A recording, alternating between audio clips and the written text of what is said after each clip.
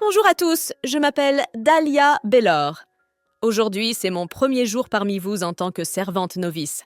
J'espère pouvoir vous rendre service, dit la jeune fille d'une voix forte. La servante la plus âgée demanda à Thelma de faire visiter la maison à Dahlia. Dahlia se sentait comme dans un rêve. Depuis longtemps, la jeune fille voulait travailler dans la maison d'un homme riche. Elle a eu la chance d'être embauchée au manoir Jufkenschultz. Le manoir Jufkenschultz était le plus grand du royaume. Il appartenait à l'un des ducs. Les salaires des domestiques étaient les plus élevés du pays. Dahlia voulait gagner de l'argent pour pouvoir ouvrir son magasin de fleurs à son retour. « Dahlia, viens ici et regarde ça. Ce que tu vois devant toi, c'est une forêt du Nord. Tu vois le toit derrière les arbres? Ce sont les toilettes. Quoi qu'il arrive, quoi que dise qui que ce soit, tu ne dois pas t'en approcher. » Thelma le dit à la jeune fille. « Si tu veux travailler ici longtemps, tu dois suivre cette règle. » Tous ceux qui y sont allés ont été rapidement renvoyés. Dahlia voulait oublier les toilettes extérieures le plus vite possible.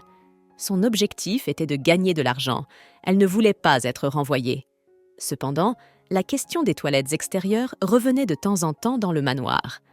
Personne ne savait exactement qui vivait là, alors tout le monde était curieux. Certains membres du personnel prétendaient qu'un fantôme vivait dans l'annexe, dont le duc essayait de cacher l'existence. Fantôme est le surnom donné au plus jeune fils du duc qui y vit seul. Deux opinions s'affrontent. Certains ouvriers disaient que le fils du duc était très laid et qu'il ne voulait donc pas le montrer au monde. D'autres assuraient qu'il était fou et qu'il pouvait faire du mal à son entourage. Dahlia travaille au domaine pendant un peu plus d'un mois. Elle était heureuse qu'une servante de son rang n'ait pas le droit de s'approcher des toilettes extérieures. Dahlia espérait continuer à travailler tranquillement, avançant peu à peu vers son rêve. « Va porter ce paquet aux toilettes !» La servante la plus âgée tendit un petit paquet à Dahlia. « Je demanderai bien à Thelma, car c'est elle qui s'en occupe, mais elle n'est pas au manoir en ce moment. Je crains que vous ne soyez la seule à qui je puisse confier cette mission. »« Mais madame, Thelma m'a dit de ne m'approcher des toilettes extérieures sous aucun prétexte, » murmure Dahlia. La servante la plus âgée lui assura qu'il s'agissait d'une course rapide et qu'il ne se passerait rien en si peu de temps. « Mais tu n'as pas le droit de faire cette course aux autres filles. Je t'ai choisie spécifiquement parce que je ne t'ai jamais vue commérée.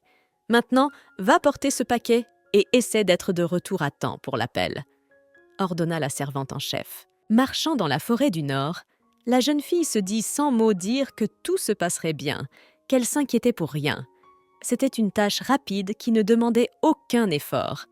Il était peu probable qu'il lui arrive quoi que ce soit. Les toilettes extérieures s'avérèrent assez spacieuses. Elles étaient confortables et joliment décorées. La jeune fille se dirigea vers l'escalier. Elle savait que le bureau du maître de maison se trouvait au premier étage. Frappant avec précaution, la jeune fille entra dans le bureau. Elle fut surprise de voir un beau jeune homme en face d'elle. Dahlia vous rappelle que cet homme peut être porteur d'une mauvaise énergie. Il est dangereux et violent. Ce n'est pas pour rien qu'il a un surnom aussi étrange. Le plus jeune fils du duc était un bâtard maudit, une tache indélébile sur l'héritage du duc. Il s'appelait Isaac Jufkenschultz. Un puzzle fascinant appelé White Knight. Vous ne trouvez pas? Savez-vous que toutes les pièces qui le composent sont de couleur blanche? Il m'a fallu 2 jours entiers pour le reconstituer, dit Isaac à la jeune fille. Ce n'est qu'après les paroles d'Isaac que Dahlia remarqua le puzzle blanc assemblé sur le sol. « Je crois que je commence à comprendre pourquoi on l'appelle un fantôme. C'est comme si son apparence n'était pas de ce monde, » se dit la jeune fille. « Tu m'as apporté le livre comme je te l'avais demandé ?» demanda Isaac. Dahlia lui tendit le paquet. Isaac ouvrit le paquet devant la jeune fille. Sous l'emballage se trouvait le livre « Chasse au trésor ». Lorsque Dahlia vit le livre, elle eut un sursaut involontaire. Cela faisait longtemps qu'elle voulait le lire. « Tu veux dire que tu sais lire? Tu es allée à l'école ?» Isaac clarifie la situation. « Ma petite sœur adorait que je lui lise les livres que la librairie avait jetés. Avec l'aide de connaissances et de voisins, j'ai appris à lire. » Dahlia répond. « Tes parents doivent être fiers de toi, car tu as réussi à apprendre à lire pratiquement tout seul. Ce n'est pas donné à tout le monde, et tout le monde n'a pas le désir de le faire, » dit Isaac à la jeune fille. « Je pense que si mes parents étaient encore en vie, ils seraient fiers de ce que j'ai réussi à faire. » Dahlia baisse les yeux vers le sol d'une voix triste. « Je suis désolée, je n'étais pas au courant. » Isaac regretta d'avoir parlé aux parents de la jeune fille. Dahlia s'empressa de lui assurer que tout allait bien. Il n'avait aucun moyen de le savoir. « Si vous aimez lire, vous pouvez emprunter tous les livres que vous voulez ici. Considère cela comme mes excuses, » dit Isaac. « Eh bien, que puis-je vous dire? Merci beaucoup pour tout cela, » s'exclame la jeune fille. « Tu n'as aucune raison de me remercier. Ces livres sont là depuis longtemps. Je les ai déjà tous lus. Il vaudrait mieux que quelqu'un les sorte pour les relire. » Isaac prend plusieurs livres sur l'étagère. « Tu ne devrais pas refuser. Prends ces livres et lis-les pour ton propre plaisir. » Isaac tendit une pile de livres à la jeune fille. « Au fait, tu ne m'as toujours pas dit ton nom. Quel est votre nom ?» demande Isaac. Dahlia lui dit son nom. Isaac demande à la jeune fille si elle reviendra le voir. « J'ai entendu dire à plusieurs reprises que le fils cadet du duc était un véritable tyran et un homme extrêmement cruel. Mais ce que j'ai vu s'est avéré être exactement le contraire, » se dit Dahlia. « Le fils cadet du duc s'est avéré être élégant, gentil et assez généreux pour prêter des livres coûteux à une servante comme moi. Je ne dirais pas que c'est un fantôme, mais plutôt un ange. » Isaac savait que tous les gens autour de lui le détestaient ou le craignaient. Les nobles le méprisent souvent. Il fut surpris que sa nouvelle servante, Dahlia, le traite avec humanité. Il n'y avait ni peur ni mépris dans ses yeux. L'assistant d'Isaac Hoover entra dans la pièce. Il lui demande si tout va bien. Hoover remarque qu'une fille qu'il n'avait pas vue auparavant sort des toilettes extérieures. « Une servante est venue m'apporter un paquet. J'aimerais souligner qu'elle est plutôt inhabituelle. C'est la première servante qui a pu soutenir mon regard tout en me regardant dans les yeux. Elle n'a pas encore dû entendre les rumeurs qui courent à mon sujet, » répond Isaac. « Grover, il y a quelque chose que toi et moi devons faire. Je suis sûre que je peux me procurer une des servantes. Je veux en approuver certaines. » « Tu veux dire que je suis responsable des toilettes extérieures maintenant ?»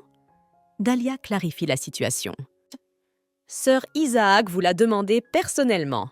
C'est ce qu'a rapporté la servante qui s'est rendue aux toilettes ce matin. À partir de maintenant, tu seras responsable de tout ce qui concerne les toilettes extérieures. » La servante en chef répondit. « Les détails de ton travail te seront communiqués par Thelma. Mais ne t'inquiète pas trop, tu n'auras pas beaucoup de travail. » Alors, qu'est-ce que je suis censée faire maintenant? Le seul endroit que l'on m'a dit d'éviter si je veux rester longtemps dans ce travail, ce sont les toilettes extérieures. Et maintenant, j'y suis la servante en chef. Surprise, pense la jeune fille en suivant Thelma. « Il s'est passé quelque chose dans les toilettes hier ?» demanda Thelma. « Non, il ne s'est rien passé d'extraordinaire. J'ai juste remis un paquet. Thelma, je veux continuer à travailler ici le plus longtemps possible. J'ai vraiment besoin de ce travail. Je ne sais plus quoi faire. » D'une voix agitée, la jeune fille dit « J'ai cru comprendre que vous aviez rencontré le fils cadet du duc, Isaac. Hier, n'est-ce pas? Que pouvez-vous me dire à son sujet ?» demanda Thelma. « Il n'est pas du tout ce qu'on dit de lui. J'ai été agréablement surprise. Je ne comprends absolument pas pourquoi il y a tant d'horribles rumeurs à son sujet, » répondit Dahlia. Thelma décide de raconter à la jeune fille comment tout a commencé. La duchesse et le marquis détestaient Isaac. Le marquis souhaitait même constamment sa mort. Cela avait commencé dès qu'Isaac était apparu dans la maison. Ce jour-là, la duchesse l'avait pratiquement mis à la porte du manoir et l'avait fait vivre dans l'annexe. Ce n'était pas surprenant, car il était rare qu'une famille accueille un enfant illégitime chez elle. De plus, la famille Jufgen-Schultz était l'une des plus prestigieuses de tout le pays. « Le marquis viendra ici le mois prochain. Sachez qu'à son arrivée, le domaine sera en pleine effervescence. Je tiens à vous avertir de ne pas trop vous approcher de Sir Isaac. Quiconque s'implique avec lui connaîtra une triste fin. Et puisque c'est vous qui dirigez l'annexe, vous devriez passer par cette entrée. Elle est cachée et réservée au personnel du domaine. Prenez ceci, vous en aurez besoin. » Thelma tend une petite boîte noire à Dahlia. « Thelma, que fais-tu ici? Cours vite à l'entrée principale du manoir. Un message nous annonce que le marquis va arriver d'une minute à l'autre. » s'exclama la servante excitée. Elle passa devant Thelma et Dahlia d'une traite. Le marquis Maximilien Jufgen-Schultz avait un très mauvais caractère et buvait beaucoup. Si vous buvez encore une gorgée de cette flasque, je la jette par la fenêtre. Lady Carla Hufgen-Schultz prévient son frère. Malgré sa sœur, Maximilien boit le contenu de la gourde en 2 fois. Nous n'avons même pas encore de vacances officielles, et tu ne fais que boire tout le temps. Carla s'indigne. Maximilien lui arracha le livre des mains et le jeta par la fenêtre du wagon. « Qu'est-ce qui ne va pas chez toi? Pourquoi as-tu jeté mon livre? Ce n'est pas comme si je n'avais pas fini de le lire, » s'exclame Carla en regardant par la fenêtre. « Lis-le, espèce d'idiot. Regarde ce que ce sale bâtard a fait pendant notre absence. Je suis sûre que tu vas me demander un verre et un tour dans les toilettes, toi aussi. » Maximilien montra à sa sœur la demande d'admission. « Va vite aux toilettes. Quand le marquis arrivera, tu auras du mal à y aller. Mais une fois que tu auras réglé toutes tes affaires, retourne directement à l'entrée principale. Nous allons nous préparer à accueillir le marquis, » dit Thelma à Dahlia. Avant d'atteindre les toilettes extérieures, Dahlia remarqua qu'Isaac était attaqué par un type. « Pour qui te prends-tu? Comment oses-tu t'inscrire dans la même école que moi? Espèce de sale bâtard mesquin! Est-ce que tout cela fait partie de ton brillant plan pour embarrasser notre famille ?» hurla le garçon. Dahlia se souvenait avoir vu une photo de ce type dans les tableaux du manoir. Il s'agissait du marquis Maximilien Hufgen-Schultz. La jeune fille voulait vraiment intervenir, mais elle savait qu'il était interdit aux domestiques de se mêler aux scandales et aux querelles des gentilshommes. Elle aurait pu être renvoyée pour un tel comportement. Isaac remarqua que, derrière les arbres, la servante Dahlia observait ce qui se passait. « Déshonorer la famille, dites-vous? Je crois que tu l'as déjà fait avec tes notes. Bien sûr, ce n'est pas de ta faute si tu es né si bête. Mais quand même, tes notes sont très déprimantes, » répond Isaac au marquis. « Je n'entends déjà plus rien à votre prédilection pour le jeu et les femmes.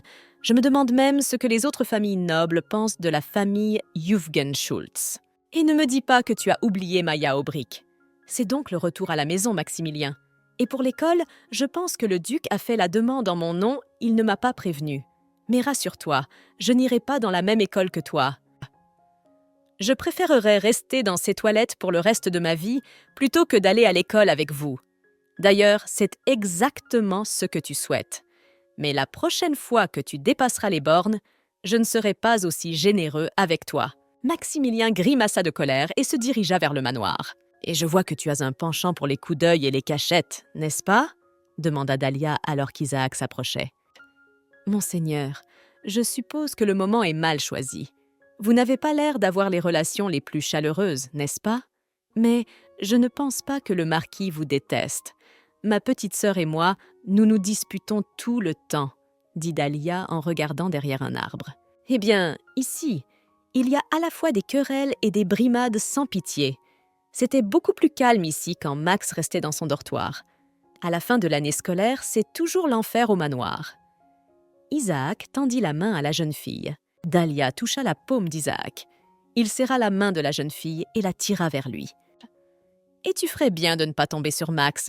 Il a de vilaines habitudes, surtout quand il s'agit des servantes, » chuchota Isaac. « Mais ce n'est pas possible! Je veux dire, il est l'héritier d'un titre ducal. Il ne peut pas faire ça aux gens. » Effrayée, la jeune fille pensa. « Je devine ce que vous pensez en ce moment. Mais je tiens à vous assurer que les nobles sont des gens tout aussi ordinaires que nous. Et tu n'as pas mal entendu, tout comme nous, » dit Isaac à la jeune fille. « Oh, vous êtes folle! Envoyez cet enfant dans une école publique. Il ne devrait pas aller dans un endroit où seuls les nobles sont éduqués. Comment as-tu pu penser à une telle chose ?» s'écrie la duchesse Irmina Hufgen-Schultz d'une voix irritée. « Ah, calme-toi, maman. Cette déclaration, je l'ai déchirée en lambeaux et je la lui ai jetée à la figure, » dit Maximilien avec un sourire caustique. « Max, comment oses-tu te mêler des affaires de ton propre père ?» s'étonne le duc Jeren Hufgen-Schultz. « Parce que vous, mon père, continuez à violer l'ordre hiérarchique. As-tu seulement pensé à l'effet que cela aurait sur moi s'il allait dans la même école que moi ?» s'exclame Maximilien. « Et toi, comment cela t'affecterait-il? Tes notes sont tout simplement honteuses. Je pense que tu en fais déjà assez pour toi et ta réputation, » répond le duc. « Et vous vous êtes dit que vous pouviez envoyer votre deuxième fils, ce bâtard, dans la même école que moi. Vous voulez qu'il ait de bonnes notes? Ne me dis pas que tu vas lui faire un nouveau dossier d'inscription? » Maximilien continue de crier. D'ailleurs, Isaac m'a personnellement dit qu'il n'irait pas dans la même école que moi. Alors ne perdez pas votre temps précieux avec ces bêtises. Maximilien quitta la salle à manger en claquant bruyamment la porte. « Je vais dans mon bureau. Va me chercher à boire. » Le duc quitta la salle à manger à son tour. « Et pourquoi cela se produit-il à chaque fois que nous nous rencontrons? Votre père est parfois si odieux. Il a déjà l'héritier parfait pour le titre ducal. Je ne comprends absolument pas pourquoi il fait une telle crise pour un autre garçon, » dit la duchesse. « Carla, va voir ton frère Max. S'il ne se calme pas, personne ne viendra prendre le petit déjeuner demain. Vois si tu peux faire en sorte que ton frère réagisse plus calmement à tout ce qui se passe. » Ils se sont encore disputés à propos du fantôme de la dépendance. Ils ont toujours les mêmes conversations. C'est quand même injuste que nous ayons à en souffrir. Les employés du domaine dans les quartiers des domestiques n'apprécient pas. Le soir, en apportant de la nourriture dans la chambre du marquis, Dahlia l'entendit promettre de déchirer à chaque fois la demande d'admission d'Isaac à l'école.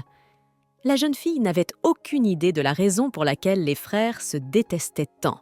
« Dahlia, l'escorte de Lady Carla manque de main-d'œuvre. Viens avec moi », dit la jeune fille à sa colocataire Edina. « Apparemment, Lady Carla est en vacances. Elle veut rester plus longtemps au domaine.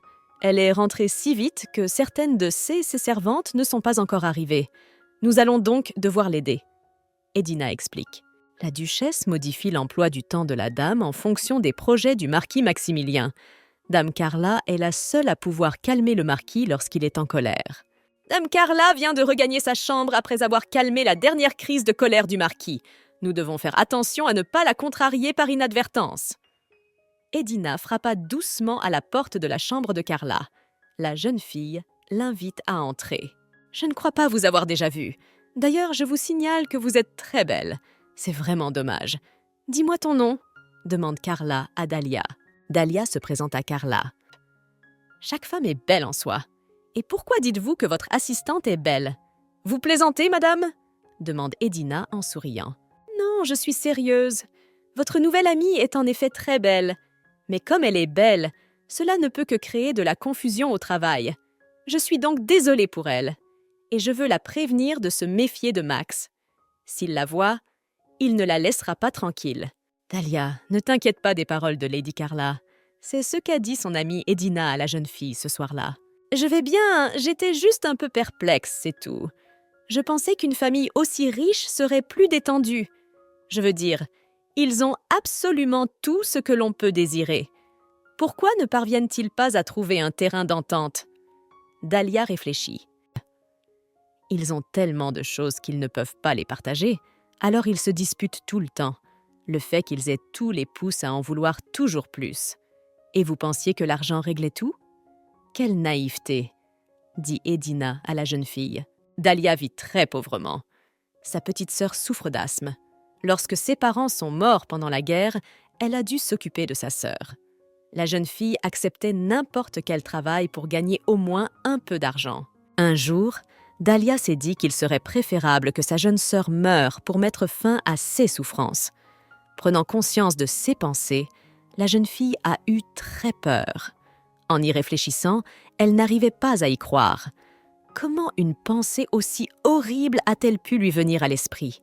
Le sentiment de culpabilité à l'égard de sa sœur pousse Dahlia à résoudre sans cesse de nouveaux problèmes. La jeune fille se promit de ne plus jamais se permettre de penser à la mort de sa petite sœur. Elle ferait tout pour la guérir. Dahlia est déterminée à traverser le domaine du duc. Elle doit simplement continuer à travailler ici en tant que servante. Dahlia a prévu d'économiser la somme nécessaire et d'ouvrir ensuite son propre magasin de fleurs. Avec ces revenus, Dahlia pourra acheter les médicaments dont sa sœur a besoin. 2 mois passent. L'hiver arrive. Le duc promit aux domestiques de donner à chacun un peu de vacances. Dahlia était impatiente de rentrer chez elle pour voir sa sœur. « Dahlia, tu as une lettre de ta sœur. » Edina sortit une enveloppe blanche de sa poche. Elle écrit qu'elle se sent bien. D'habitude, son asthme s'aggrave en hiver. Mais cette année, tout va bien. J'avais très peur que son état s'aggrave. Avec mon prochain salaire, j'ai l'intention de lui acheter un nouveau plaid, s'exclame Dahlia en terminant la lecture de la lettre. Soudain, Un coup de feu retentit. C'est le Seigneur. Il revient ici. Ces derniers temps, il va chasser tous les jours dans la forêt. Il proteste souvent devant les toilettes. Pendant la journée, il est dans la forêt et fait des bruits divers. Et le soir, il rentre à la maison et met le bazar. Raconte Edina. Et comme d'habitude, nous sommes constamment en train de nettoyer ceux qu'il a laissés derrière lui. Nous avons à peine le temps de manger. Et tout cela à cause de ce seigneur fantôme. Edina, tu te trompes. Sir Isaac n'est responsable de rien. Ce n'est pas comme s'il avait demandé à naître hors mariage. Ce n'est qu'une coïncidence. Dahlia a pitié d'Isaac et décide de prendre sa défense. Thelma entre dans la pièce et demande à Dahlia de la suivre. Comme le marquis a rendu dangereuse la proximité des toilettes extérieures, il a été décidé de transférer Sir Isaac dans la chambre la plus éloignée de l'aile nord du bâtiment principal. Thelma expliqua. « Ce n'est pas votre domaine, bien sûr, mais Sir Isaac a déclaré qu'il se sentait plus à l'aise avec vous seul. C'est à vous de nettoyer la chambre de Sir Isaac. N'oubliez pas que personne ne doit savoir qu'il est ici. Procédez avec une extrême prudence. » Lorsque Dahlia est entrée dans la chambre d'Isaac, elle l'a trouvé endormi. De près, il ressemble à une poupée. Sa peau est pâle et brillante, et ses cils sont longs et noirs, comme s'ils avaient été trempés dans du goudron. Il est beaucoup plus beau que la plupart des filles d'ici, pensa Dahlia en regardant Isaac endormi. « Pourrais-tu, s'il te plaît, ne pas me regarder comme ça ? Je suis un peu gênée. » marmonna Isaac sans ouvrir les yeux. La jeune fille bondit craintivement sur le côté et s'excusa. « J'en déduis que tu es venue ici pour te nettoyer. Ça te dérange si je reste pour regarder ?» demanda Isaac à la jeune fille. Dahlia ne prit pas la peine de le contrarier. Au bout d'un moment, la pièce resplendit de propreté. Isaac fut surpris par les compétences de la jeune fille. « Je me demande pourquoi il a décidé de me regarder nettoyer. Je n'ai jamais vu un noble s'intéresser au nettoyage, » se dit la jeune fille. « Et depuis combien de temps travailles-tu ici ?» demanda Isaac à la jeune fille. Dahlia lui répondit qu'elle travaillait au manoir depuis plus de 3 mois. Isaac se demanda où la jeune fille avait travaillé auparavant. « Avant de venir chez vous, j'ai travaillé comme femme de chambre pour la duchesse de Macphone. J'y ai travaillé pendant 6 mois. Il s'est avéré que la duchesse avait un caractère bien trempé. Elle s'en prenait toujours à ses servantes. Beaucoup de filles ne restaient pas plus d'1 semaine. » Dahlia répond. « Et comment as-tu fait pour rester avec elle pendant 6 mois entiers ?» se demande Isaac. « Ma petite sœur est dans un orphelinat en ce moment. Elle a de l'asthme. Je dois travailler pour payer ses frais médicaux. Mes parents sont partis pendant la guerre. Il n'y a personne d'autre que moi pour l'aider. » Dahlia explique. « Tu parles de la guerre civile à Wooblan maintenant ?» précisa Isaac. La jeune fille acquiesça en silence. Elle sentait un mal au cœur et une lourdeur dans l'âme. Elle souffrait en pensant à ses parents décédés. « Dahlia, je voudrais te dire que tu es vraiment une fille extraordinaire. J'ai entendu dire que la guerre civile à Wooblan avait été particulièrement brutale. Personne n'a été épargné, mais tu as réussi à survivre. Vous deviez être une très jeune enfant à l'époque. Je ne peux pas imaginer à quel point il est difficile de perdre ses 2 parents et d'élever une petite sœur. C'est vraiment incroyable. Je suis étonnée de voir à quel point tu travailles dur. Je doute d'être la seule à avoir été confrontée à une telle situation à cause de la guerre. Et je crois fermement que si l'on souffre assez longtemps, on est forcément récompensé. » La jeune fille objecte. « J'aime que vous essayiez de penser positivement. Je me demande si, en travaillant aussi dur que toi, il m'arrivera quelque chose de bien, » demande Isaac. « Bien sûr, un homme est toujours récompensé pour son travail, » s'exclama la jeune fille. Dahlia se dit qu'Isaac est différent des autres nobles. Il s'intéresse aux sentiments d'une humble servante et à ses tâches quotidiennes. Il essaie de réfléchir à des choses sérieuses. « Oh, tu veux dire que tu nettoies la chambre du fantôme ? Pourquoi ne me l'as-tu jamais dit avant ?» s'exclame Edina. « Tu ne devrais pas crier comme ça, sinon les gens pourraient nous entendre. Thelma m'a demandé de n'en parler à personne. Mais maintenant qu'Isaac a emménagé dans la maison, je ne pourrai plus te le cacher. Je vais te demander de ne rien dire à personne. » Dahlia répond. « Bien sûr que je ne dirai rien. Après tout, nous sommes amis. Je suis juste surprise que tu fasses le ménage chez un fantôme, » répond Edina. « Comme il ne fallait pas que la duchesse et le marquis apprennent qu'Isaac avait été transféré dans le bâtiment principal, Edina nettoya le couloir pendant que Dahlia nettoyait la chambre d'Isaac. Si quelqu'un arrivait dans le couloir, Edina alertait immédiatement son ami. Par chance, Isaac donnait constamment de petites courses à Dahlia. Il lui demanda d'abord de lui apporter de l'encre, puis un livre, puis des feuilles blanches. Avec une extrême prudence, la jeune fille apporta ce qu'Isaac lui demandait. « Tu as dit un jour que tu aimais les récits d'aventure. Lis ce livre et fais-moi part de ton opinion la prochaine fois que tu viendras nettoyer ma chambre. » Isaac tendit à la jeune fille le gros livre. En retournant dans sa chambre, Dahlia croise Carla dans le couloir. « Ah oh, ne te réjouis pas trop vite. Vous et moi sommes seuls dans ce couloir. J'ai demandé à une autre femme de chambre de m'apporter quelque chose que je puisse porter par-dessus. Je trouve que j'ai l'air vraiment ridicule dans cette tenue, » dit Carla. « Cela ne fait que quelques jours que j'ai fait mes débuts et je suis déjà obligée de me promener habillée comme ça. J'ai l'impression qu'on va me vendre alors que je suis encore populaire sur le marché. »« Madame, vous êtes magnifique, » dit Dahlia. « Et je pense que je montre trop de peau aux gens. Au fait, qu'est-ce que vous avez dans les mains? Tu lis des livres? Ma mère va être furieuse quand elle va l'apprendre. Tu veux te faire virer? » Carla arrache le livre des mains de Dahlia. « Tu sais au moins pourquoi Isaac est appelé un fantôme? Il consume tous ceux qui lui plaisent. Quiconque sympathise avec Isaac ou se soucie de lui disparaît ou meurt. Je t'ai prévenu, et tu peux continuer comme tu l'entends. » Carla rendit le livre à Dahlia. « Si vous entamez une relation avec Isaac, je ne vous en empêcherai pas. Tu es libre de faire ce que tu veux. Assure-toi simplement que personne ne la prenne. Cette maison est aussi désordonnée que Max. Essaie de ne pas laisser tes problèmes s'ébruiter. Si quelqu'un a vent de tes faiblesses, tu es mort. » Un moineau est entré dans la chambre d'Isaac et s'est assis à côté de lui sur la table d'échecs. Ce moineau a les mêmes plumes brunes que les cheveux de Dahlia. Si je lui mets une belle robe et que je lui fais une belle coiffure, elle sera sans doute beaucoup plus jolie que Carla, se dit Isaac. Oh, je me demande pourquoi elle est si gentille avec moi. Pourquoi réagit-elle à moi différemment des autres servantes? Et si je décide de la prendre pour moi, que fera-t-elle? Lorsque Isaac vit son père pour la première fois, il sut que devant lui se tenait le conquérant, le héros de la République. Isaac rêvait d'être aux côtés de son père, d'être son assistant. Mais les choses ne se sont pas passées ainsi. Dès l'enfance, Isaac est considéré comme un enfant bâtard non désiré. Le duc l'a gardé près de lui parce que son plus jeune fils lui rappelait un amour perdu. La mère d'Isaac manquait au duc, qui lui rendait régulièrement visite. Vous imaginez, on nous a servi des crabes au dîner hier soir. Je n'ai jamais mangé quelque chose d'aussi merveilleux. Et tout cela grâce à Lady Carla. Dahlia, ravie, raconte à Isaac. Depuis qu'elle a fait ses débuts, tout le monde ici fait de son mieux pour livrer ses cadeaux. La nourriture périssable qu'elle nous envoie. J'ai l'habitude de manger tout ce qui me tombe sous la main. C'était donc une expérience inoubliable. Je ne savais pas qu'il existait des plats aussi délicieux. Cela m'a fait oublier tous mes soucis et mes problèmes pendant un moment. Tu veux dire que tu avais des problèmes? Précise Isaac. Eh bien, Dahlia ne savait pas trop ce qu'elle pouvait dire à Isaac à propos de sa conversation avec Carla. Tu n'as pas à dire quoi que ce soit si tu ne veux pas. Au fait, je ne veux pas entrer dans les détails. Mais il m'est arrivé quelque chose de déprimant aussi.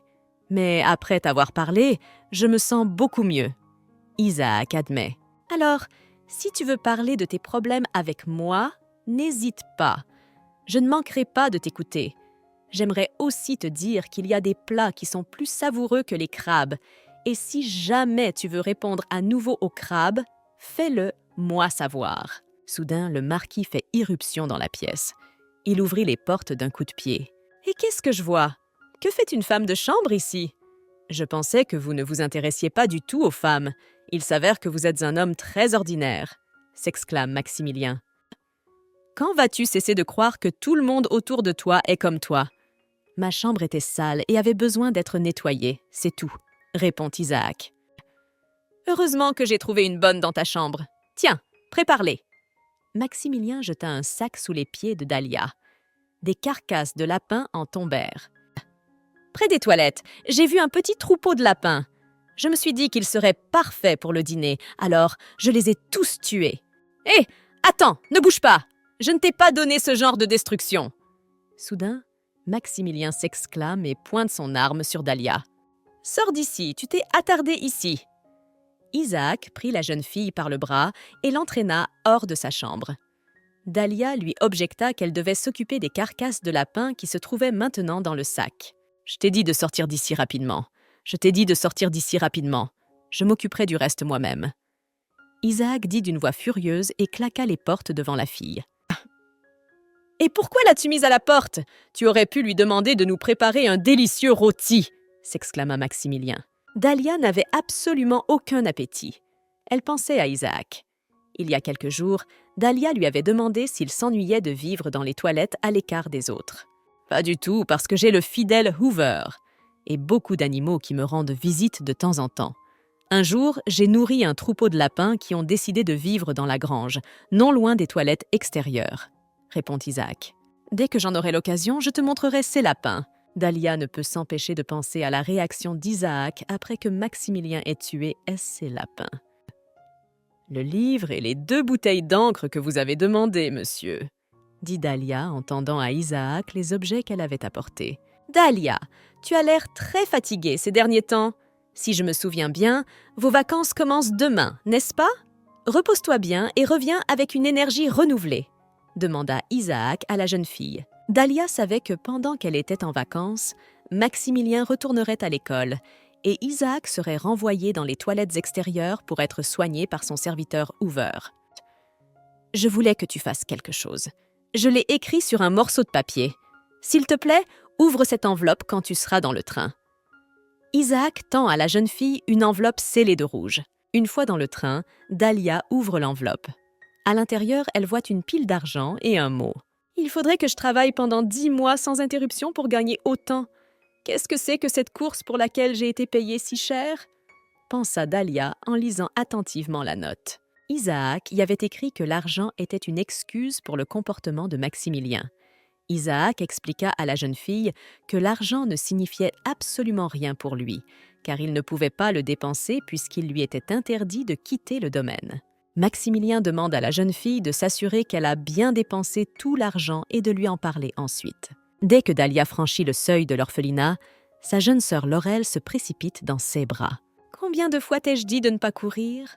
Une activité vigoureuse te fait tousser, » rappelle Dahlia à sa sœur.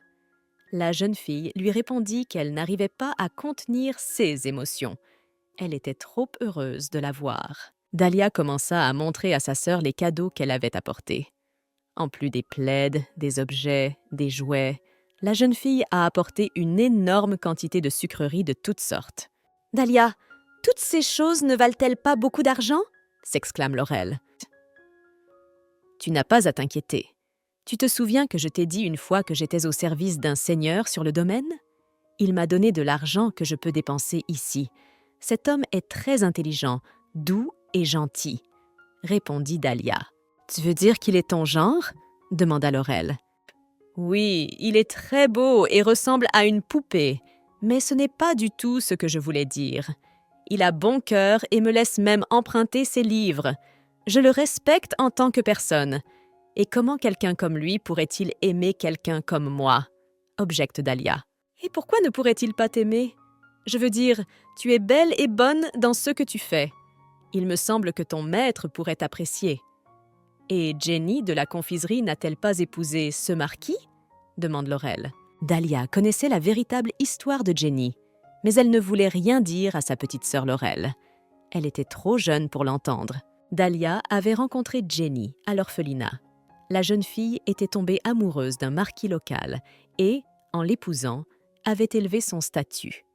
C'était le genre de vie dont toutes les filles rêvaient, mais la réalité est toujours différente des contes de fées. Dahlia savait qu'à la fin de sa grossesse, Jenny devait se rendre dans le bidonville le plus proche pour y trouver refuge. Elle décida de donner naissance au bébé et de quitter la ville pour de bon. Dahlia a reçu une lettre d'elle portant le cachet de la ville d'Ankh. Dahlia savait qu'Ankh était la capitale des femmes corrompues. Par la suite, il s'est avéré que Jenny n'était pas la seule victime. Il y avait d'autres filles qui rêvaient d'amour. Elles étaient manipulées. Elles n'étaient que des jouets jetables de la noblesse. Ce n'est pas parce que nous sommes orphelines que nous pouvons être traitées de la sorte. Et je suis sûre que sœur Isaac n'est pas comme ça. Il a vécu une vie difficile avec l'étiquette d'enfant bâtard. Je suis sûre qu'il sait ce que c'est que d'être abandonné comme ça, pensa Dahlia avant d'aller se coucher. Je vois bien comment il traite les servantes comme moi. Je suis sûre que si quelqu'un qu'il aime entre dans sa vie, il le traitera avec sincérité, même si cette personne est d'un statut social inférieur. De retour au domaine après ses vacances, Dahlia décide également d'offrir un cadeau à Isaac. La jeune fille trouva Isaac sur la terrasse. Il avait un gros pansement collé sur le visage. Isaac explique à la jeune fille qu'il est tombé accidentellement et qu'il s'est blessé au visage. « Mais arrête de parler de mon visage. Tu ferais mieux de me raconter comment tu as passé tes vacances. »« Comment va ta sœur ?» demande Isaac. « Le voyage s'est bien passé. J'ai pu voir ma sœur aussi. Elle a tellement grandi depuis la dernière fois que je l'ai vue. Ça m'a vraiment surprise, » répondit Dahlia. « Moi aussi, j'ai grandi, » dit Isaac en s'avançant devant la jeune fille. « En effet, tu as beaucoup grandi. Comment est-ce possible? Nous ne t'avons pas vu du tout. »« Au fait, quel âge as-tu » demanda Dahlia. Isaac lui répondit qu'il aurait bientôt 15 ans. « Il est plus jeune que moi, je ne l'aurais jamais cru. Il a l'air très mature. » Cette question traversa l'esprit de la jeune fille. « Dahlia, tu tiens toujours ceci. C'est un objet de cette pièce? Je peux le remettre à sa place. » Isaac tendit le bras vers le paquet que Dahlia tenait fermement dans ses mains. « C'est mon cadeau pour toi. C'est un livre. Je pense qu'il t'intéressera. Je sais que ce n'est pas comparable au cadeau que tu m'as fait, mais accepte-le. » Dahlia tend le paquet à Isaac. « Merci pour ce cadeau. Pour être honnête, cela fait très longtemps que j'ai envie de lire ce livre. » Isaac avoue. « Le cadeau... Je n'ai jamais eu de mal à faire livrer les choses dont j'ai besoin au domaine. J'ai l'impression que c'est la première fois que je reçois un cadeau. J'ai hâte de lire ce livre, » pensa Isaac en se promenant dans le jardin. « J'ai entendu dire que tu étais retourné aux toilettes. Alors pourquoi te promènes-tu à l'extérieur du manoir? Combien de fois vais-je devoir te dire de ne pas te montrer quand je suis là? Si vous avez besoin de quoi que ce soit, vous allez voir les domestiques. » D'un ton furieux, la duchesse dit « Quelle honte! Je dois vivre sur le même territoire que vous !» siffla la duchesse en passant devant Isaac. Quelque temps plus tard, Carla décide de rendre visite à son jeune frère Isaac. « Cette blessure sur ton visage, c'est Max qui te l'a faite ?» demanda la jeune fille. « Si tu es là pour me rendre quelques gifles à moi aussi, je les prends. Mais finis-en vite et sors d'ici, » dit Isaac à la fille. « Je n'ai pas l'intention de te faire du mal physiquement. Je veux juste te demander d'arrêter d'énerver Max. À quoi bon le provoquer davantage? Où cela va-t-il s'arrêter ?» demande Carla. « Carla, je crois que tu te trompes. C'est Max qui a commencé. Cette fois, il s'est mis en colère parce que ma proposition a été retenue lors de la réunion de famille. Mais je n'ai fait que marmonner quelques phrases en réponse à son excellence pendant la partie d'échecs. Il n'avait pas le droit de se mettre en colère pour une conversation à laquelle il n'était même pas présent. Je ne vous parlerai plus de cet incident. Qu'est-ce que vous lui avez dit ensuite, après la réunion? Vous l'avez encore menacé avec Maya Aubric, n'est-ce pas? Clarifie Carla. Tu ne sais pas à quel point il se met en colère chaque fois que quelqu'un en parle? Je t'en supplie, ne lui fais pas ça. Ce n'est pas comme si tu savais quelque chose parce que tu ne l'as pas vu depuis que c'est arrivé. On dirait que ça n'a rien à voir avec moi. Ne gaspille pas d'oxygène avec moi, Carla. Retourne à l'intérieur, dit Isaac à sa sœur. C'est exactement ce que cela a à voir avec toi. Si tu me mets encore mal à l'aise, je ferai en sorte qu'il lui arrive la même chose. Je parle maintenant de la fille qui visite ton cabinet presque tous les jours, » s'exclame Carla. « Je suis sûre que tu n'aimes pas voir souffrir quelqu'un que tu aimes.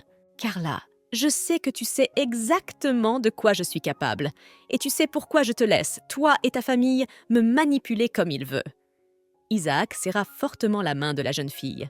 « Tu sais aussi pourquoi, en tant que bâtard de cette famille, je n'ai jamais tenté d'échapper à ma condition. Tu es une fille intelligente, Carla. Tu ne ferais rien de stupide en sachant tout cela, n'est-ce pas? Je veux bien être manipulée, mais je ne suis pas ravie de la façon dont tu essaies de prendre le contrôle. Écoute-toi. Tu te rends compte que tu pourrais finir comme René, n'est-ce pas? » Carla retira sa main et la pressa contre sa poitrine, essayant ainsi de calmer son cœur qui battait frénétiquement. « Sois extrêmement prudente sur le chemin du retour, » dit Isaac à la jeune fille, et se dirigea vers ses toilettes extérieures. C'est un véritable monstre.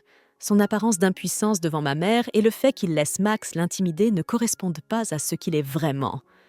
Carla se dit avec colère. « Madame, voici le vin que vous avez demandé », dit Dahlia. Carla regarda attentivement la servante qui entrait. Elle n'aurait jamais pensé que son monstre de frère pouvait aimer quelqu'un. « C'est une bonne chose que ce soit vous qui ayez apporté ce vin. Cela fait longtemps que j'ai envie de discuter avec toi », s'exclama Carla. La jeune fille décida que puisqu'elle ne pouvait pas contrôler Isaac directement, elle pouvait le manipuler avec l'aide de Dahlia. Carla savait que beaucoup de gens qu'elle connaissait l'enviaient parce qu'elle était la fille ducale. Cependant, ils ne connaissaient pas le prix qu'elle devait payer. La jeune fille souffrait de l'oppression des ténèbres qui imprégnaient sa famille. Carla doit constamment faire semblant d'ignorer ce qui se passe autour d'elle. La jeune fille savait que son père était un véritable égoïste, qui plaçait la réputation de sa famille au premier plan.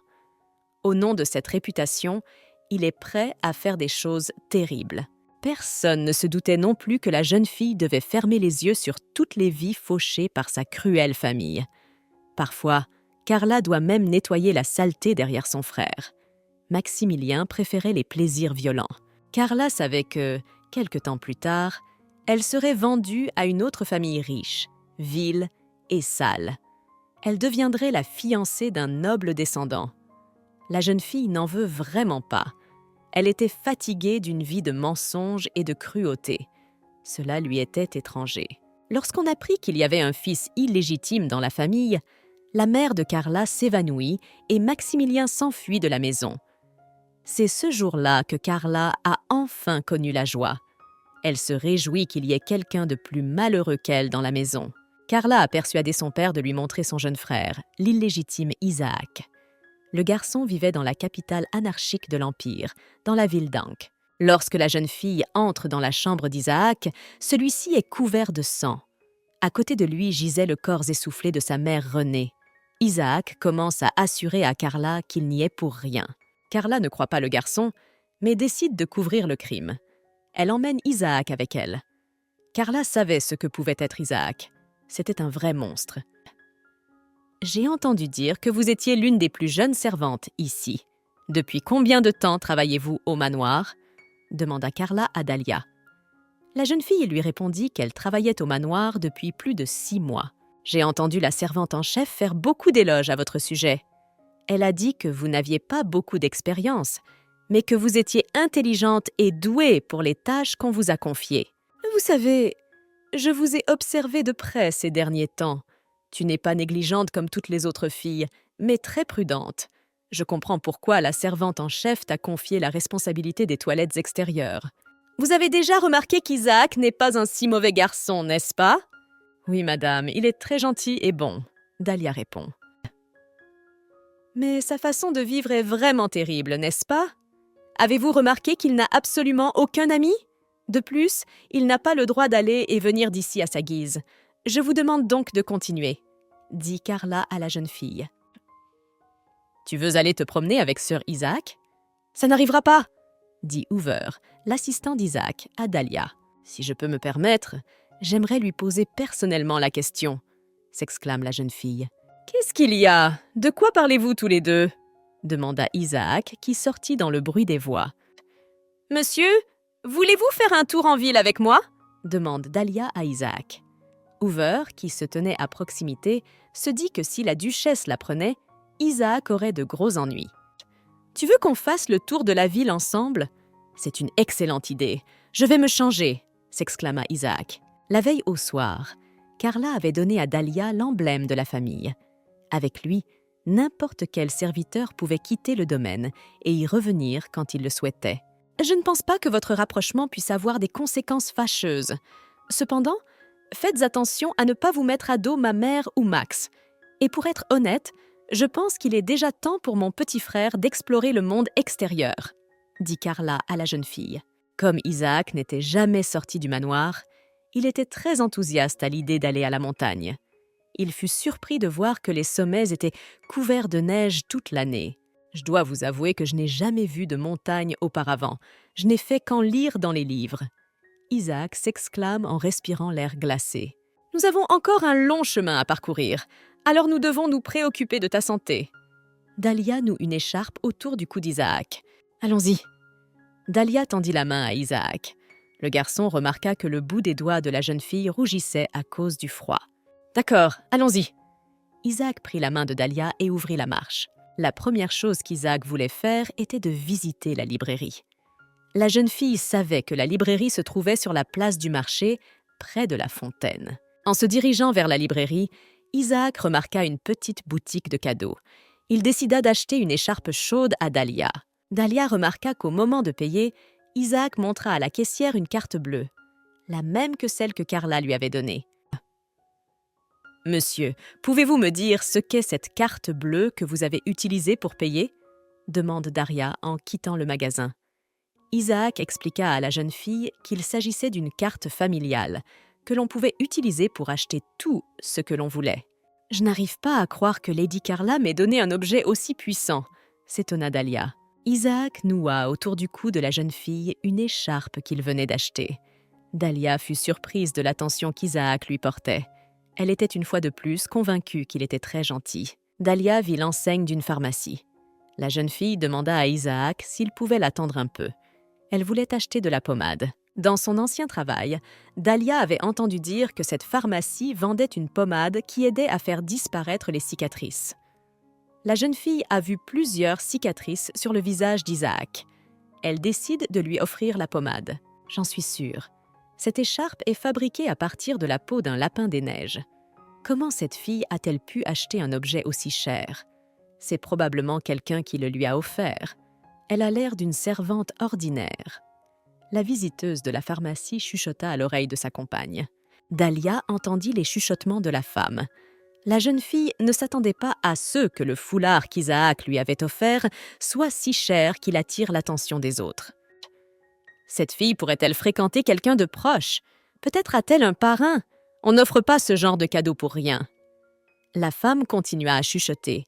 Les derniers mots frappent Dahlia de plein fouet. « Excusez-moi, mais qu'est-ce que vous venez de dire ?» demande Dahlia à la femme. « Je n'ai aucune idée de ce dont vous parlez en ce moment.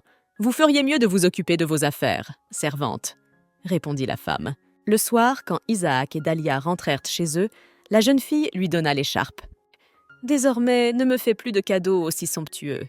Ces choses ne me conviennent pas. Les autres pourraient penser que je les ai volées, » explique Dahlia en voyant la surprise sur le visage d'Isaac. « Mais je veux t'offrir des cadeaux coûteux. C'est bien connu, plus un cadeau est cher, plus il est bon, n'est-ce pas?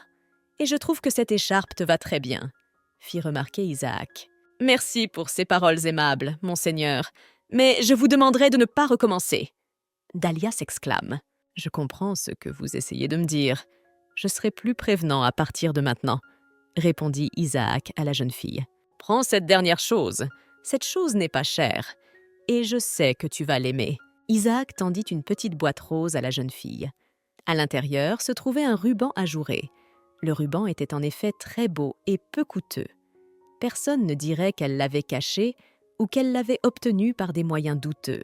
« Puisque tu m'as fait un cadeau, je veux aussi te donner quelque chose. » Dahlia tendit à Isaac un petit pot d'onguent qui guérissait les blessures et les cicatrices. « Il m'a fallu beaucoup de temps pour me sortir de l'esprit cette tache sur ton visage. Je sais que de telles blessures laissent des cicatrices. Et je sais que tu n'as pas pu te blesser comme ça juste en descendant. Quelqu'un t'a frappé? C'était le marquis, n'est-ce pas? Monseigneur, si jamais quelqu'un vous blesse, ou si vous voulez que quelqu'un soit là pour vous aider, appelez-moi. Même si, à vrai dire, je ne sais pas comment je pourrais vous aider moi-même. Appelez-moi quand même. » « Es-tu en train de suggérer que je t'appelle pour que tu puisses m'attraper et t'enfuir avec moi ?» demanda Isaac d'un ton incrédule. « Exactement. Dans les moments difficiles, il ne faut pas tout garder pour soi, » s'exclama la jeune fille. « Et si je t'appelle pour que tu viennes avec moi, tu iras? Tu t'enfuiras? Pourquoi ferais-tu cela? Pourquoi es-tu si inquiet pour moi ?»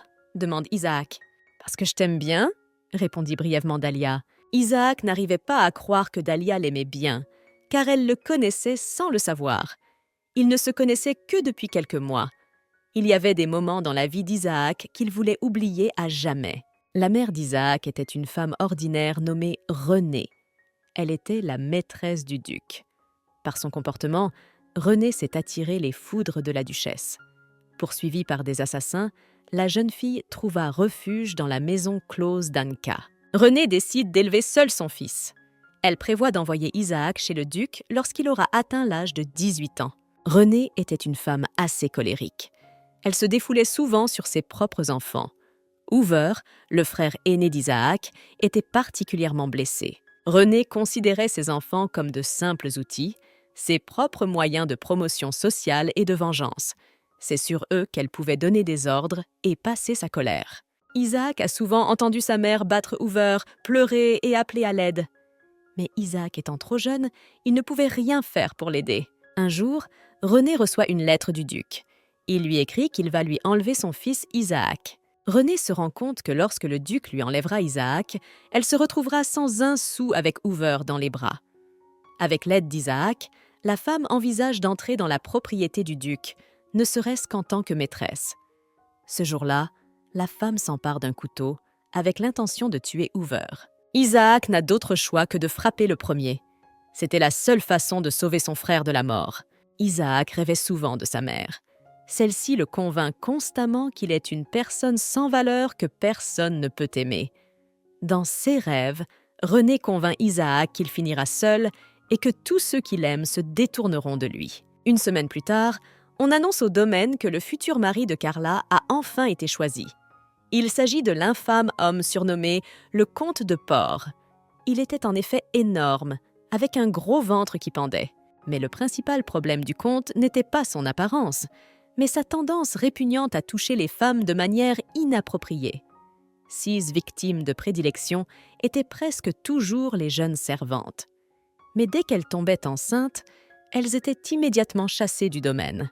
La rumeur disait qu'il donnait souvent à ses victimes des préparations empoisonnées pour éviter les problèmes futurs. Il semble qu'ils perçoivent les malheureuses comme des animaux errants, sans personne pour les aider. « Edina, regarde ça! Pourquoi cette servante porte-t-elle des lits? Je croyais que cette salle ne devait être tapissée que de roses, » s'exclame Dahlia. 6 lys sont offerts en l'honneur de l'anniversaire de la mort de Lady Aubric. Elle était la fille du vicomte Aubric. La jeune fille était une servante dévouée à la duchesse. Elle est morte d'un accident il y a environ 1 an. Edina explique. Quelques servantes ont prélevé de l'argent sur leur salaire pour acheter des fleurs pour sa tombe. À propos, la mort de cette fille est plutôt étrange. Selon la version officielle, elle a fait une chute malencontreuse. On l'a retrouvée près des toilettes. Edina, ne parlez pas de Lady Aubric au domaine. La duchesse peut fermer les yeux sur le fait que nous n'honorons pas sa mort, mais elle ne pardonne jamais les ragots, dit Thelma en s'approchant. Dahlia, prends 16 livres et apporte-les à Sir Isaac. Il les réclame depuis longtemps. Assure-toi que personne ne te voit. Thelma tendit une pile de livres à la jeune fille. J'aimerais te faire remarquer que tu es allée trop loin la dernière fois. Tu ne devrais pas t'approcher trop près de Sir Isaac. Je sais, on me l'a déjà dit, et plus d'une fois, dit Dahlia d'une voix agacée. Maya Aubric est le plus jeune fils du duc. Une mort mystérieuse près des toilettes extérieures. Petit à petit, un tableau se dessine. Je comprends maintenant pourquoi Thelma et Lady Carla m'ont conseillé de ne pas m'approcher de lui, pensait Dahlia en se rendant aux toilettes. Mais il y a quelque chose qui ne colle pas. J'ai vu le marquis relâcher Isaac dès qu'il a entendu le nom de Maya Aubric. Il sait certainement quelque chose. Comme Hoover faisait souvent une remarque sur les cheveux défaits de la jeune fille, Dahlia décida de les entourer d'un ruban. « Entrez. Je suis contente que vous soyez venue. Je voulais te parler depuis un moment. Cela fait quelques jours que nous ne nous sommes pas vus, » dit Isaac à la jeune fille. Dahlia remarque les lits blancs sur le bureau d'Isaac. « Ces lits sont-ils destinés à Maya Aubric ?» demande Dahlia. « Oui, ces fleurs sont pour elle. Comment as-tu deviné ?» demande Isaac. La jeune fille avoua qu'elle avait entendu des ragots à son sujet. « Et qu'y avait-il exactement dans ces ragots ?» clarifie Isaac. « Oh, rien, juste des trucs idiots. Peu importe, » répondit la jeune fille. « Il disait que c'était moi qui l'avais tué, n'est-ce pas? Et pour être honnête, ce n'est pas la première fois que j'entends ça. Il n'y avait personne d'autre que moi qui vivait dans cette annexe à l'époque. Lady Aubric aimait toujours se promener sur le terrain. Raconte, Isaac. Je comprends parfaitement pourquoi je suis devenu le principal suspect dans cette affaire. Pour être honnête, cela ne me dérange pas du tout. Je veux juste croire que tu ne te soucies pas des ragots. Soudain, Isaac toucha la joue de la jeune fille. Dahlia tressaillit involontairement de peur. « Hein, si tu réagis comme ça tout le temps, je n'aurai qu'une envie, te taquiner encore plus. » Isaac se mit à rire. « Monsieur, vous n'avez pas à agir comme ça. Vous me mettez dans le rouge. » Dahlia marmonne, gênée. Sans dire un mot, Isaac passa son bras autour de la jeune fille. Dahlia essaya de s'éloigner, mais il ne la lâcha pas. « Je me fiche de ceux qui calomnient mon nom et ma réputation. Mais je ne sais pas ce que je ferais si je découvrais un jour que tu as entendu de telles choses et que cela te fait me détester. Je préférerais me dissoudre et disparaître plutôt que de rencontrer le jour où vous me détesterez. Mais je suppose que tout le monde sera content de cette issue, car le fantôme de la dépendance aura enfin disparu. Je ne serai pas heureux. Je ne voudrais jamais que tu disparaisses. Comment peux-tu dire une chose aussi horrible ? Vous ne devriez pas dire de telles choses. Je vous aime beaucoup, monseigneur, et ce qu'on dit n'a pas d'importance, » dit Dahlia en serrant Isaac dans ses bras. Dahlia est si innocente. J'ai juste dit des bêtises, espérant qu'elle aurait pitié de moi et qu'elle me rassurerait avec un contact chaleureux, et elle a cru. Je veux rester ici pour toujours dans ses bras, se dit Isaac. Attends, c'est quoi ce sentiment? Pourquoi ai-je autant envie de l'embrasser?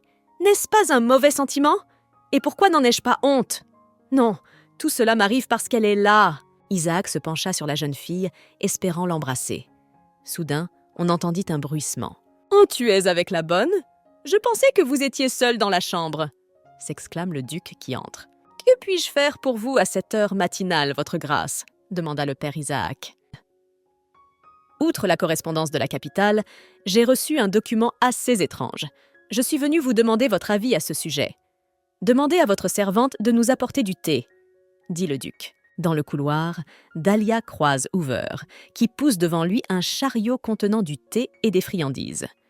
La jeune fille demande à Hoover la permission d'emporter ce chariot dans sa chambre. « Et pourquoi as-tu décidé de prendre ce thé? Ce n'était pas assez de flirter avec Sir Isaac. Alors maintenant, vous avez décidé de jouer les timides devant le duc aussi ?» demande Hoover. « Moi, je vous demande pardon? C'est une accusation grave de la part de quelqu'un qui ne sait pas grand-chose de la situation. » Dahlia s'indigne. « Y a-t-il à savoir? Vous êtes toutes les mêmes, » réplique Hoover. « Réagis-tu ainsi parce que Sir Isaac a été le premier à me témoigner son affection ?» demande la jeune fille. Après avoir écouté l'avis de son fils, le duc décida de retourner au manoir. Il ordonna à Dahlia de prendre les livres et les parchemins pour enquêter après lui. « Dahlia, je peux te dire qu'Isaac se préoccupe de toi. Je l'ai vu de mes propres yeux. J'aimerais te demander une faveur. Je voudrais que vous m'aidiez à expier mes péchés envers mon fils, » dit le duc à la jeune fille. « Je me sens coupable de ne pas avoir sauvé la mère d'Isaac. Cette femme a disparu avec Isaac, alors qu'il n'était qu'un nourrisson pour échapper aux menaces de ma femme. J'ai eu le cœur brisé quand j'ai appris qu'ils avaient trouvé refuge dans un établissement délabré. Et savez-vous ce qui me chagrine le plus? Le fait que lorsque je suis venue chercher Isaac, sa mère était introuvable. Elle est toujours recherchée. Les détectives sont constamment à la recherche de témoins de sa disparition, mais pour l'instant, il n'y a pas la moindre piste. Quoi qu'il en soit, je suis fermement convaincue que je la reverrai un jour. J'espère vraiment que j'arriverai à regagner sa confiance après tout. Je vais préparer Isaac à l'âge adulte. Je lui construis des bases solides. Isaac ne peut pas être mon héritier, car il n'est pas le premier-né. Et l'absence totale d'amour fraternel entre Max et lui exclut toute possibilité de collaboration à l'avenir. Pour qu'Isaac mène une vie stable, il doit soit obtenir un titre de noblesse et gérer un petit terrain, soit gagner en indépendance en créant sa propre entreprise avec succès. Je dois admettre qu'il semblait un peu léthargique lorsque nous l'avons amené au domaine pour la première fois. Imaginez ma surprise lorsqu'il a commencé à étudier seul et avec succès les matières de l'Académie royale. Il s'est avéré être très capable. La seule chose qui me trouble, c'est qu'il est complètement dépourvu d'ambition. J'ai l'impression qu'il n'aime rien, qu'il ne veut ni n'accomplit rien. Il refuse de quitter les toilettes extérieures. C'est pourquoi je vous demande de continuer. Je vous demande d'aider Isaac à nourrir son ambition. Mais une tâche aussi importante conviendrait mieux à quelqu'un d'aussi expérimenté que vous. Qui suis-je pour encourager votre fils à faire quoi que ce soit? S'étonne Dahlia. J'ai remarqué que vous conduisiez Isaac en ville. Personne ne l'a jamais fait avant vous. Il déteste l'idée même des étrangers. C'est vous qui l'avez encouragé à se rendre dans une ville pleine d'étrangers, répond le duc. Ce jour-là également, il s'est présenté en personne dans mon bureau pour me demander d'influencer sa femme. Il craignait que ma femme ne vous punisse pour ce que vous aviez fait. J'ai alors compris qu'Isaac était prêt à agir pour vous. Pour passer du temps avec vous, il quittera cette maudite dépendance. La servante principale m'a dit que vous aviez perdu vos 2 parents à la guerre. Ai-je bien compris? Isaac a dû vous voir comme une âme sœur. Vous avez tous les deux eu une enfance difficile. Ne croyez pas que je vous mette la pression. C'est juste qu'avec votre aide, je veux fournir à Isaac tout ce dont il aura besoin à l'avenir. Vous devez juste l'encourager à s'ouvrir et à accepter tout ce qu'il y a à apprendre. Je pense que tu peux y arriver. Si Isaac pouvait se débarrasser du préjugé d'être un bâtard, il serait accepté par la société comme le fils d'un duc. Ce serait déjà une grande réussite. Isaac mérite une vie plus heureuse que celle qu'il a aujourd'hui, se dit Dahlia. Après avoir parlé au duc, Dahlia commença à encourager Isaac à étudier de nouvelles matières chaque jour. Je ne veux pas qu'un professeur vienne me voir, ni qu'une école vienne me voir. Je déteste avoir d'autres personnes dans mon espace personnel. Vous êtes la seule exception. Isaac admet. Je ne vois pas l'intérêt de m'asseoir en classe puisque je n'aurai jamais l'occasion de mettre en pratique ce que j'ai appris. Pourquoi n'essaies-tu pas d'étudier à nouveau? Peut-être qu'après tout ce temps, les choses ont changé? Et si quelque chose ne te plaît pas, tu peux arrêter le cours immédiatement. Dahlia insiste. Tu veux donc que j'étudie? Demanda Isaac à la jeune fille. Celle-ci acquiesça joyeusement. Monsieur, je souhaite que vous deveniez quelqu'un qui réussisse. Quelqu'un que la société serait fière d'accepter comme membre de la famille ducale. Regardez votre père. La simple mention de son nom suffit à susciter l'admiration des gens, s'exclame Dahlia. Tu voudrais que je sois un sujet de discussion? Que les gens s'extasient devant moi? Clarifie Isaac. Oui, monsieur. Si tu fais tes preuves, que tu deviens un membre à part entière de la société, que tu m'emmènes à des bals et à des événements somptueux, je serai la fille la plus heureuse du monde. Dahlia toucha de la main le visage d'Isaac. « Et c'est vraiment ce que vous voulez ?» demanda Isaac. « Bien sûr que je le veux. Quand tu m'appelleras pour le bal, je mettrai une des plus belles robes, je te prendrai la main et je descendrai lentement les marches. Ma robe sera ornée de divers rubans et détails pour ajouter à son opulence. Je porterai aussi des chaussures en velours côtelé. Je n'ai jamais porté de talons hauts de ma vie. Alors je ne sais pas quelle taille je ferai avec. Quant à la danse, honnêtement, je ne sais que danser la polka. Mais je ne suis pas sûre que ça se danse dans les bals. Si tu n'as jamais dansé, je peux t'apprendre, dit Isaac, en passant doucement son bras autour de la taille de la jeune fille. Tu sais, quand je suis arrivée ici, ils ont commencé à m'enseigner dans le cadre du programme d'étiquette. Et même à ce moment-là, il y a eu tout un remue-ménage pour savoir pourquoi un fils illégitime prenait des leçons d'étiquette en premier lieu. Tout cela m'a donné encore plus envie d'abandonner le cours. Dahlia, tout cela m'est étranger et inintéressant. Mais si c'est important pour toi et que tu le veux, alors je deviendrai un membre important de la famille. Je te promets de t'emmener au bal bientôt. Sir Isaac est si innocent. Il a l'air grand et adulte, mais il a toujours le cœur d'un petit garçon. Il est comme un caneton qui a éclos d'un œuf et qui a commencé à penser à sa mère comme à la première chose qu'il a vue, se dit Dahlia. Il a fait de la première personne qui lui a montré une goutte de gentillesse une idole. Je crois fermement qu'une fois qu'Isaac aura quitté les toilettes extérieures et rejoint les autres nobles de la haute société, et qu'il aura exploré le vaste monde extérieur, il oubliera la bonne qu'il a connue autrefois. « Père, je viens de voir un professeur sortir de votre bureau. Avec qui va-t-il étudier ?» demande le duc à l'entrée de Carla. « Carla, cette affaire ne vous regarde absolument pas. Je ne compte plus le nombre de fois où je t'ai dit de ne pas te mêler des affaires familiales. Mais ce n'est pas pour cela que tu es venu ici, n'est-ce pas? Que voulez-vous de moi? demande le duc. « Père, je voudrais vous demander une faveur. Cela concerne mon mariage ?» dit la jeune fille. « N'avons-nous pas discuté de tout ce qui concerne votre mariage de convenance? Et si je me souviens bien, tu étais tout à fait d'accord, » dit le duc à sa fille.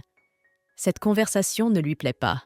Il avait l'impression que tout était déjà réglé. « Père, je ne demande pas qu'on l'annule, mais qu'on le reporte de quelques années. Je suis prête à me fiancer dès demain, mais je veux me marier dans 5 ans. S'il vous plaît, permettez-moi de le faire, » demande la jeune fille. « Carla, ne crois pas que je n'ai aucune idée de ce qui se passe. J'ai entendu dire que tous les week-ends, à l'aube, tu vas dans les bois. Réponds-moi, qui vois-tu là-bas? Ça m'est arrivé aussi, alors ne crois pas que j'essaie de te réprimander. Mais si tu remarques que tu te laisses entraîner par un prétendant qui ne te convient pas, je te suggère de mettre fin à cette relation insensée avant qu'elle ne cause des ennuis. » Le duc caresse doucement la tête de sa fille. « Cette relation n'est pas stupide. C'est ma dernière chance de connaître la liberté. Je veux juste que vous m'accordiez un sursis.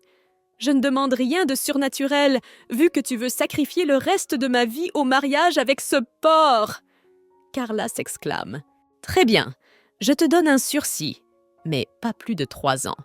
C'est mon dernier mot. Tu ne pourras plus jamais me parler de cette affaire. Pour l'instant, j'aimerais avoir un peu de tranquillité. Vous pouvez partir.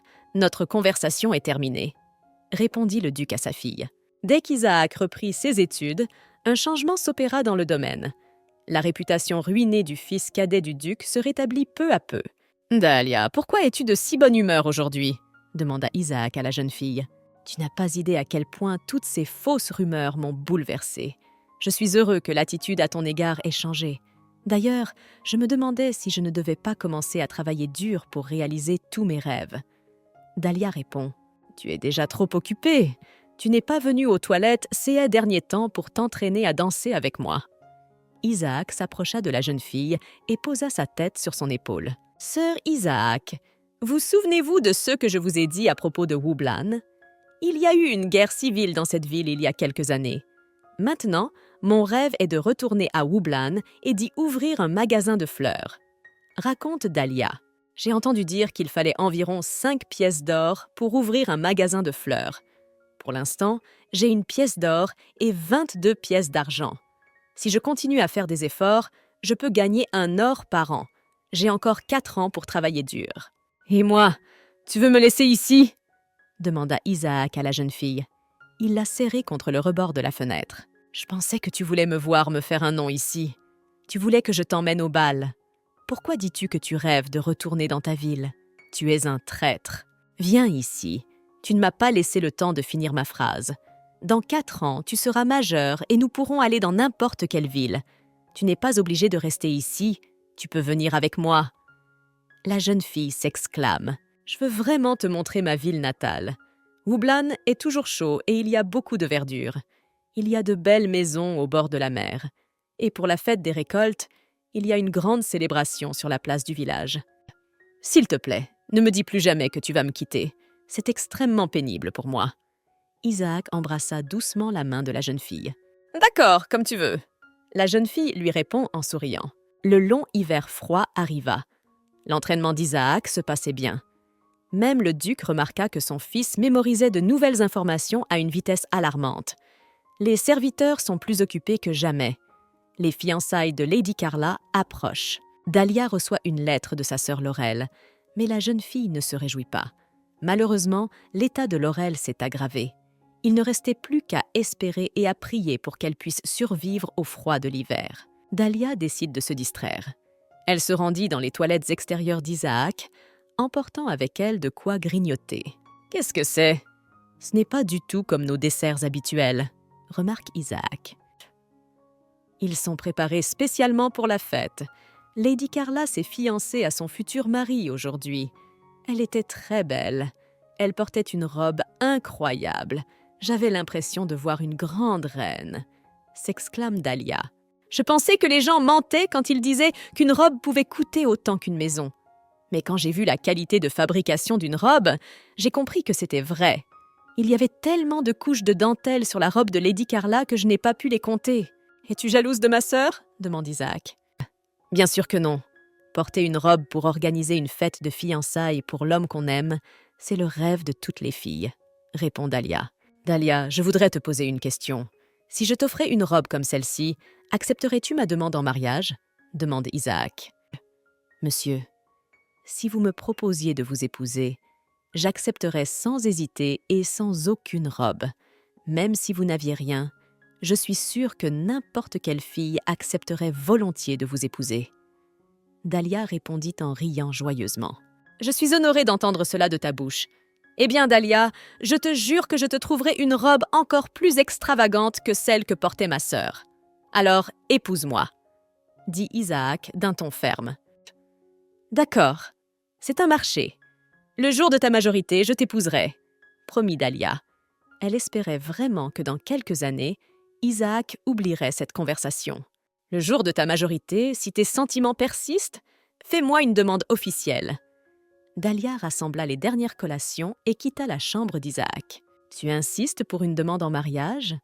Dahlia, comme tu es stupide. Tu me vois toujours comme un jeune garçon naïf. Tu n'as aucune idée de ce que j'ai en tête ou de ce dont je suis capable, se dit Isaac. Tu ne sais même pas qu'une phrase prononcée par toi sur un ton aussi désinvolte deviendra la source qui alimentera mes fantasmes les plus fous. Je vais pouvoir prendre le contrôle de toutes mes pensées sur notre avenir et éventuellement les concrétiser. J'ai enfin quelque chose dans ma vie que j'attends si frénétiquement. Sa sœur Carla entre dans la chambre d'Isaac. Dis-moi, pourquoi tout d'un coup ont-ils commencé à t'enseigner? Je me souviens très bien t'avoir demandé de rester dans l'ombre. Nous étions d'accord pour que tu gardes un profil bas, rappelle Carla. Et comment, le jour de tes fiançailles, as-tu le temps de te poser de telles questions? Je suis impressionnée par vos capacités. Où trouves-tu la force de faire tout cela? Demande Isaac à sa sœur. Isaac, tu ne me comprends pas, tu essaies en vain. Carla lui répond. Tu t'es fiancé à ton futur mari aujourd'hui. Comment a réagi celui que tu aimes vraiment? Demande Isaac. Où as-tu eu le temps de nous voir? Avec un regard furieux, Carla a demandé. Tu n'as pas à répondre à ça, je m'en fiche. De toute façon, papa est au courant de tout. Tu veux dire que ton père sait avec qui tu as une liaison? Isaac précise. Tu ne crois pas que tu fouines là où on ne te le demande pas? Demande Carla d'une voix agacée. Détends-toi, je ne dirai rien à personne, mais tu devras coopérer avec moi. Aide-moi à faire en sorte que ta mère et ton frère restent le plus loin possible des toilettes extérieures, demanda Isaac. Et si tu peux trouver un moyen de garder Max en ville pendant les vacances, ce serait encore mieux. Êtes-vous prêt à honorer ma demande? Qu'est-ce que tu mijotes déjà? Es-tu vraiment déterminé à obtenir le titre de duc? S'exclame Carla. Calme-toi. Ne te laisse pas berner par ton imagination débordante. Isaac posa sa main sur l'épaule de sa sœur. Mon plan est, après avoir été dans les faveurs du duc pendant un certain temps, de partir d'ici avec un titre tolérable attaché à mon nom. Je quitterai cette maison pour toujours. Je ne parlerai plus de votre vie amoureuse secrète. Faisons un pacte. Tu m'aides et je disparais de ta vie pour toujours. Après avoir reçu le titre, vous n'entendrez plus parler de moi. Je considère que c'est un arrangement extrêmement favorable pour toi.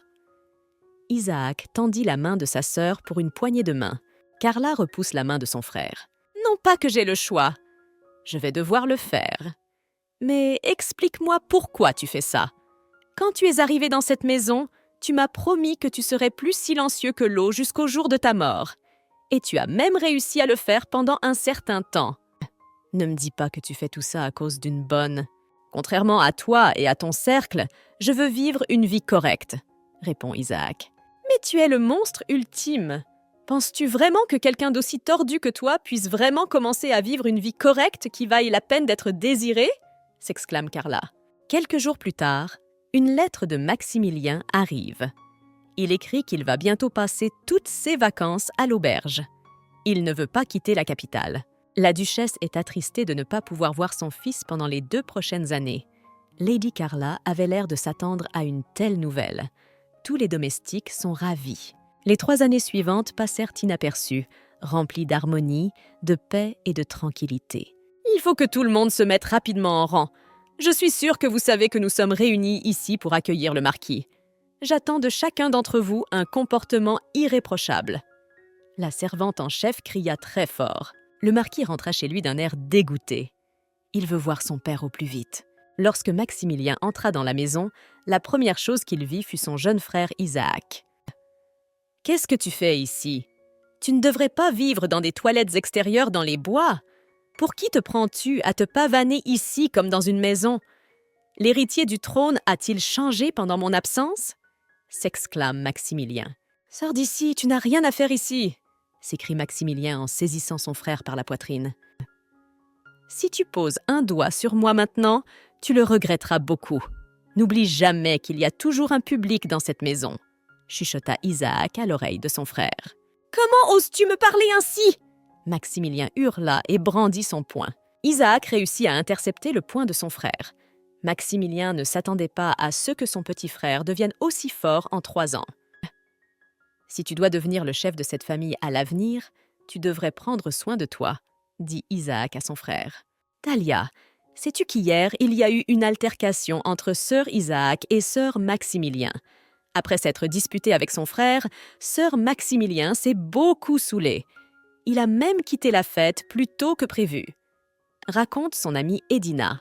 Bien sûr, il n'aurait pas dû faire ça. Après tout, la duchesse a passé toute la journée à tout préparer en prévision de son retour. Finalement, la duchesse et Lady Carla ont été occupées à nettoyer le désordre qu'il avait créé. Heureusement que le comte de Nuet était là. C'est lui qui a sauvé la situation. Thelma s'approche de Dahlia et lui dit que la femme de chambre en chef veut voir la jeune fille. « Vous aurez besoin de temps pour réfléchir. Je ne vous presserai pas. Au fait, en retournant chez toi, apporte cette boîte dans les toilettes extérieures. Le maître veut la donner à sœur Isaac. » La servante en chef tendit la boîte violette à Dahlia. « Je devrais certainement faire part de cette nouvelle à Isaac. » Dahlia prit la boîte dans sa main. Isaac n'était pas dans son bureau, mais Carla y était. « Isaac est parti, son père l'a convoqué. Pourquoi es-tu venu? Qu'est-ce que tu lui voulais ?» demanda Carla. « Je fais une course pour mon maître, madame, » répondit Dahlia. Dahlia se dit que Carla avait beaucoup changé en 3 ans. La femme qui était aussi tranchante qu'une lame, qui brillait comme un magnifique bijou, avait l'air de plus en plus hagard à mesure que le jour du mariage approchait. Dahlia remarqua également que Carla avait commencé à venir fréquemment dans les toilettes extérieures d'Isaac. Ce n'était pas comme si elle se rapprochait de son frère. Alors, pourquoi venait-elle après tout? « Dis-moi pourquoi tu es venue » demanda Carla. « Sœur Isaac assistera aujourd'hui à une réunion féodale officielle. Pour l'occasion, le maître a acheté des bijoux appropriés pour lui. » Dahlia ouvrit une boîte violette et en montra le contenu à Carla. « Voilà que tu t'en prends encore à moi. Tu ne devrais pas aller te promener entre les parterres de fleurs ?» demanda sa sœur alors qu'Isaac entrait. « Quand je suis venue ici, j'ai vu Hoover travailler dans les plates-bandes. La dame ferait mieux de se promener de l'autre côté, » remarqua Dahlia. « Sont-elles trop bavardes pour une simple servante ?» s'exclame Carla en sortant du bureau d'Isaac. « Je suppose que je n'aurais pas dû lui dire ça, » marmonne Dahlia surprise. « Dahlia, j'ai entendu dire que tu étais sur le point d'être promue. » Isaac feint l'embarras. « Et qui t'en a parlé? J'étais la première à vouloir partager cette nouvelle avec toi !» s'exclama la jeune fille. « J'ai entendu la femme de chambre en parler à Thelma. Je suis désolée d'avoir gâché ta surprise, » dit Isaac. « Mais je ne suis pas sûre que ce soit une bonne nouvelle. Si tu deviens une servante de haut rang, cela ne veut-il pas dire que tu seras beaucoup plus occupée que tu ne l'es maintenant? Je ne te vois pas beaucoup ces derniers temps. Mais tu es aussi très occupée ces derniers temps. Au fait, tu dois assister à la réunion des seigneurs féodaux. Tu seras donc de nouveau invitée la prochaine fois. Va donc te changer pour ne pas être en retard, » répondit la jeune fille. « J'ai reçu un message m'informant que la dernière étape des essais dans ce secteur était terminée. Il ne nous reste plus qu'à organiser la cérémonie d'ouverture. Dans l'ensemble, tout est prêt pour le lancement, » rapporta Isaac aux personnes présentes. « Bon travail !» Le baron d'Attern félicita Isaac. « Pour être honnête, je ne m'attendais même pas à ce que tout soit réglé aussi rapidement, » s'exclama le comte Nuet. « Pourquoi ce bâtard est-il assis à la table avec tant d'assurance? Ces vieillards ont-ils déjà oublié les circonstances honteuses de sa naissance? Pourquoi ai-je l'impression que tout le monde s'en moque? » Agacé, Maximilien se dit. « Marquis Maximilien, vous semblez très inquiet aujourd'hui. Vous êtes sans doute habitué à ce genre de réunion. Mais ne vous inquiétez pas, vous vous y habituerez vite, dit le comte Newett. J'aimerais souligner que votre frère, le sergent Jufgen Schultz, s'est toujours beaucoup inquiété pour vous. Je pense qu'il vous soutiendra certainement. Vous voulez dire que pendant mon absence, Isaac a été promu sergent ? Maximilien précise. Tu as tout à fait raison. Pendant que tu étais parti obtenir ton diplôme, ton frère apprenait les bases de l'administration, répond Earl Newett. Vous avez tous perdu la tête. Comment est-ce possible ? S'écrie Maximilien. Le sergent est un titre respecté qui peut être porté par les membres normaux de notre féodalité. Il est destiné à ceux qui n'ont pas d'autre titre de noblesse. Ce n'est absolument pas un titre que l'on peut donner à un sale bâtard. Maximilien se leva de son siège et se dirigea vers son frère. En s'approchant de son frère, Maximilien lui assène un coup de poing au visage. Le duc regarda son fils avec surprise. Il ne s'attendait pas à une telle agressivité de sa part. Le duc a honte du comportement de Maximilien. Par ses actes, il salissait littéralement la bonne réputation de la famille, acquise au prix d'un dur labeur pendant de nombreuses années.